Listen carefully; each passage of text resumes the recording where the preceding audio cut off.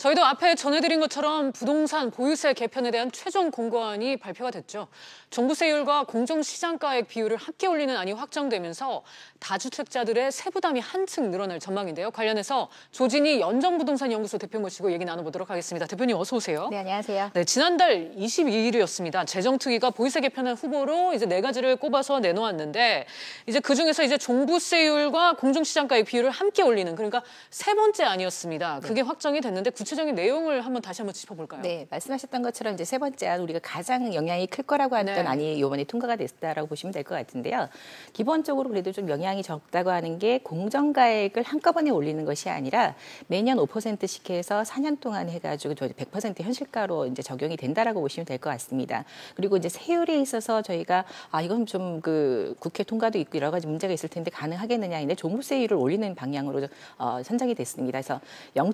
구간별로 다르긴 하지만 0.05에서 거의 이제 0.5%까지 구간이 상승하게 되어 있습니다. 가령 예를 들어서 보통 저희가 종부세를 산정하는 기준이 6억 이하는 이번에 이제 제외가 됐다고 보시면 되고 6억에서 12억 구간에서 0.05 정도 오르니까 0.8에서 그다음에 94억 이상 초과가 되는 부분 같은 경우는 0.5%까지 오르니까 기존의 2%포인트에서 2.5%포인트까지 오릅니다. 그렇게 되면 실질적으로 그 가격이 가장 많이 오른다고 보시면 되고 구간별로는 10억에서 50억 사이의 주택이 가장 많은 율을 갖고 있기 때문에 상승폭은 좀 더 기대가 된다고 볼 수가 있지만 4년에 걸쳐서 오르다 보니까 실제적인 가격 대비 오르는 거에 대비해서는 부담이 좀 더 적지 않겠느냐 이렇게 반응을 보시면 될 것 같습니다. 그렇군요. 네. 그렇다면은 다주택자 입장에서도 좀 마음의 준비를 할 시간이 있다는 말씀인가요? 예, 한꺼번에 나오진 않았으니까 아무래도 네. 이제 4년 안에 좀 더 정리할 수 있는 기간이 좀 더 생겨날 거라고 보시면 될 것 같고요. 네. 특히 이제 아무래도 1주택보다는 다주택자가 좀 영향이 크다라고 하는 게 아무래도 이제 과세에서 기준에서 공시가격에서 제해지는 것들이 1주택은 9억 원인데 이제 2주택자 이상 같은 경우는 6억 원 정도의 감가를 하다 보니까 아무래도 이제 좀 내야 되는 세금률은 좀 더 오른다라는 심리적인 부담감을 갖고 갈 것 같습니다. 네. 그래도 심리적인 부담은 있을 것이다. 그런 말씀이셨고요. 하지만 이제 당초 예상됐던 다주택자에 대한 과세 방안은 구체적으로 명시되지는 않았습니다. 단지 이제 다주택자의 세부담 강화 방안을 검토해야 한다. 이런 의견만 달린 셈인데 이건 어떻게 봐야 할까요? 아무래도 이제 다주택자에 잠깐 언급드렸던 것처럼 과세율을 놓고 봤었을 때 그 부담되는 금액이 클 것이냐 아니면 그래도 보유하고 있는 주택을 나중에 매각했었을 때 가격 시세가 더 커질 것이냐 그리고 작년 8월 이후에 올 4월 초까지 해서 어떻게 보면 부동산을 정리할 것과 갖고 갈 것들에 대한 대비책을 갖고 있는 시간들이 좀 있었다고 보시면 될 것 같습니다. 상대적으로 5년 이상의 임대사업자를 유지하게 되면 세금 부담을 벗어날 수 있는 그런 혜택들을 줬기 때문에 이미 어떻게 보면 시장에서는 반응을 좀 대응을 했다고 보시면 될 것 같고요. 단지 이번에 이제 개적 특위가 한 것이 아닌 국가공으로 좀 넘긴 것 중에 하나가 다주택자에 대한 세율을 올리는 부분에 대해서는 아직 결정을 하지 못한 부분들이 있습니다. 그래서 정부가 이번에 어떤 과세율을 정하느냐에 따라서 추가될 수 있느냐 아니면 이 시장 상황에서 좀 더 안정화가 갈 수 있느냐 아마 거기를 더 많이 바라볼 것 같습니다. 네. 또 논란의 다른 한 축이었죠. 똘똘한 한 채의 세율 문제인데 이거가 올라가긴 올라갑니다. 하지만 이제 세부담이 그렇게 크지 않을 것이다. 이런 예상이 나오고 있습니다. 네, 지난번에도 지자체에서 문제가 됐던 것 중에 하나가 강남 주택이 고가 주택이 있는데 이게 실제 실거래가 기준의 과세가 아닌 공시가격 기준입니다. 그래서 지자체가 60%를 정하는 것이냐, 80%를 시가 대비해서 정할 것이냐에 따라서 과세안이 달라집니다. 그러면 실제적으로 가격이 굉장히 높은 고가 주택인데도 불구하고 과세 표준화 1주택에서 9억 원까지도 공제가 되다 보니까 오히려 보유하고 가고 가격 상승폭은 더 늘어나는 그런 기한 현상이 나타나다 보니까 똘똘한 주택은 가져가자. 시장의 상황은 또 오히려 그렇게 반응을 보인다고 보시면 될 것 같습니다. 네. 그런데 문제는 이제 시장 반응이죠. 전반적으로 보면 시장에는 큰 영향을 미치지 못할 것이라는 의견이 지배적인 것 같은데 특히 이제 강남 집값을 잡을 수 있겠느냐. 이런 지적이 나오는 것 같아요. 네, 좀 조심스럽게 표현을 해야 될 것 같은데 오히려 가격은 이제 좀 관망세를 가다가 오를 것이라고 봐야 되는 것 중에 하나가 최근 들어서의 어떤 가격 상승폭을 놓고 보시면은 1월 달부터 6월 달의 가격 상승폭이 누적폭이 3.8% 정도 포인트 정도 됩니다.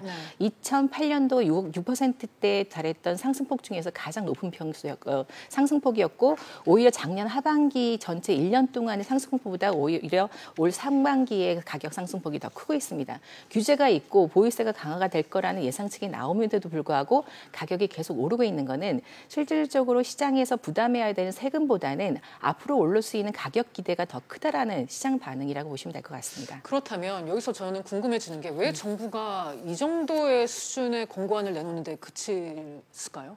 예, 다른 여러 가지 안들이 나온 것들이 있습니다. 가령 예를 들어서 이번에 이제 발표를 하면서도 이번에 잡혀지지 않으면 추가적으로 분양 원가를 공개한다거나 분양가 상한제를 더 민간에도 더 강요를 한다거나 그런 대책들이 있는데 오히려 이 대책들이 시장에서는 가격을 더 올릴 수밖에 없는 상황들입니다. 단적인 예로 지금 신규 분양 시장을 놓고 본다면 강동 고덕자리 같은 경우도 25대 1, 그다음에 영등포 같은 경우도 26대 1, 뭐 일부 지역 같은 경우 신정동 같은 경우 30대 1이 넘었습니다. 대구 같은 경우는 평균 37%대까지 지금 높은 1순위 경쟁률을 보이고 있는데요. 그렇게 되는 이유 중에 하나가 규제 함으로 인해서 뭐 재건축 초과이익 환수제나 이런 규제들이 있기 때문에 오히려 신규 주택 공급은 어려워질 것이고 그러면 신규 가격은 이미 분양가 상한제라는 걸 적용시켰기 때문에 주변 시세에 비해서 이미 가격을 더하고 갔습니다. 네. 그러다 보니까 지금부터라도 더 해야 되겠다. 이번에 뭐 뉴스 나온 거 일부 중에 보시면은 위장 이혼이나 위장 전입이다, 뭐 통장 사고하는 것들이 예전에 이 말도 안 되는 그런 현상들이 지금 다시 나타나고 있는 것 중에 하나가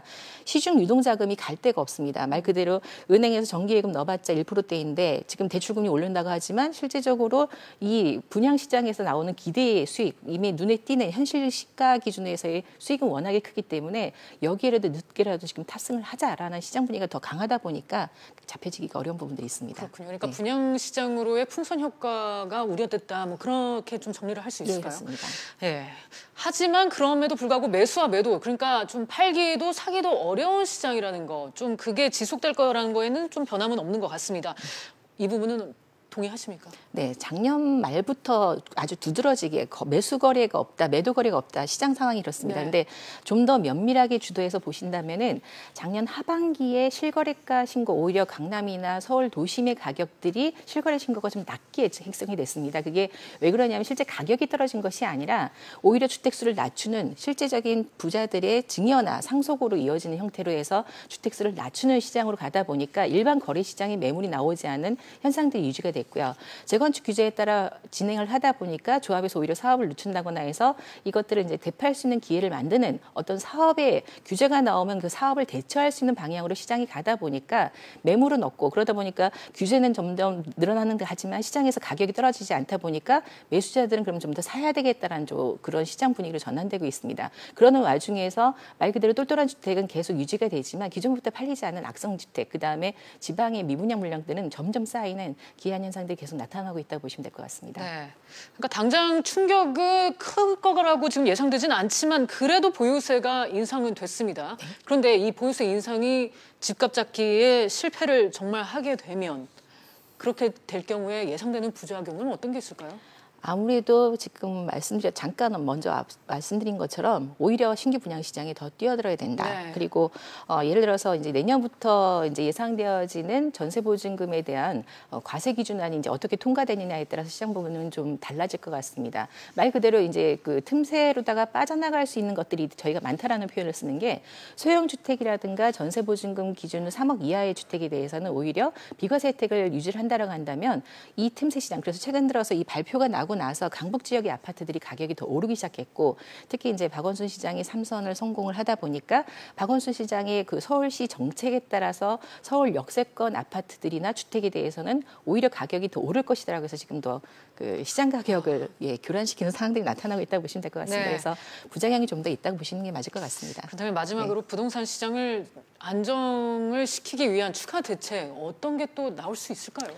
일단은 정부가 그 내세웠던 정책 중에 저는 좀 개인적으로는 반대하고 싶은 게 분양가를 시장가 자율로 좀 더 만들어 주셨으면 좋겠다라고 하는 게 오히려 분양가를 억제함으로 인해서 그 주변 시세보다 너무 많은 기대 차익에 의해서 사람들이 더 몰리고 또 오히려 후분양제라는 것들을 이제 민간에다 유도하다 보니까 오히려 임대 후 분양이라는 형태로 해서 분양 가격을 마음대로 조정하는 그런 사업 형태들이 나타나고 있습니다. 그래서 시장 자율 경제에 어느 정도 맡겨놓는 것이 맞지 않을까. 개인적인 판단이 그렇게 하고 있습니다. 알겠습니다. 네. 부동산 시장 안정시키는 거 참 쉽지 않은 것 같습니다. 대표님 오늘 말씀 여기까지 들을게요. 네, 감사합니다. 감사합니다.